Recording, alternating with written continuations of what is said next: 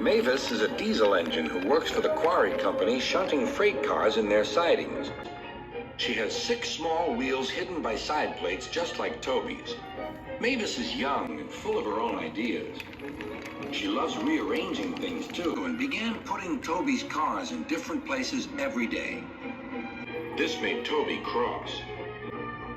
Freight cars, he grumbled, should be where you want them, when you want them. Fiddlesticks, said Mavis and flounced away. At last, Toby lost patience. I can't waste time playing hunt the cars with you. Take them yourself. Mavis was pleased. Taking cars made her feel important. At the station, Diesel oiled up to her. Toby's an old fusspot, she complained.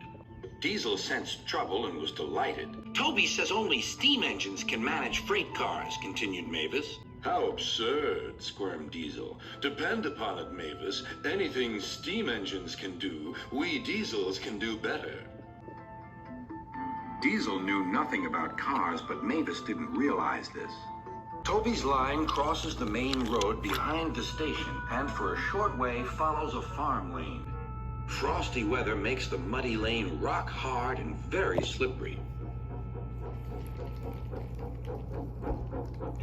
Toby stops before reaching the lane. His fireman halts the traffic at the crossing, and then he sets off again. By using the heavy cars to push him along, he has no trouble with the frosty rails in the lane and across the road. It is the only safe thing to do in this kind of weather. Toby warned Mavis and told her just what to do. I can manage, thank you, she replied. I'm not an old fusspot like you. The freight cars were tired of being pushed around by Mavis. It's slippery, they whispered. Let's push her around instead. On, they yelled. Mavis took no notice. Instead, she brought the cars carefully down the lane and stopped at the level crossing. All traffic halted. One in the headlamp for fusspot Toby, chortled Mavis. But Mavis had stopped in the wrong place. Instead of taking Toby's advice, she had given the cars the chance they wanted. Hold back, they cried. Grrr, ordered Mavis. The cars just laughed and her wheels spun helplessly.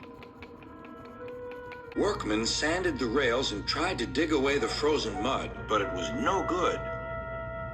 Everyone was impatient. Grrr, wailed Mavis.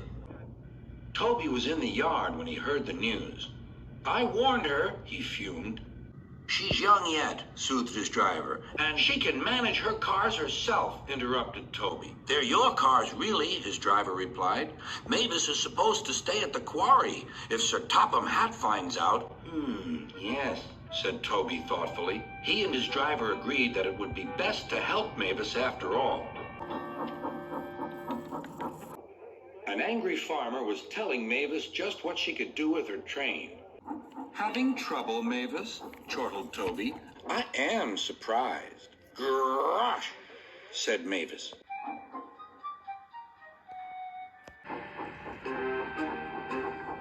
With much puffing and wheel slip, Toby pushed Mavis and the freight cars back.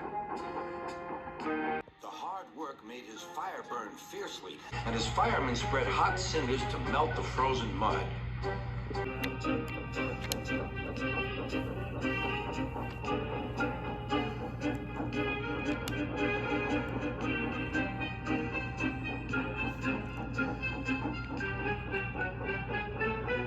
At last, they finished.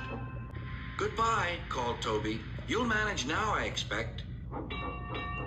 Mavis didn't answer. She took the cars to the sheds and scuttled home to the quarry as quickly as she could.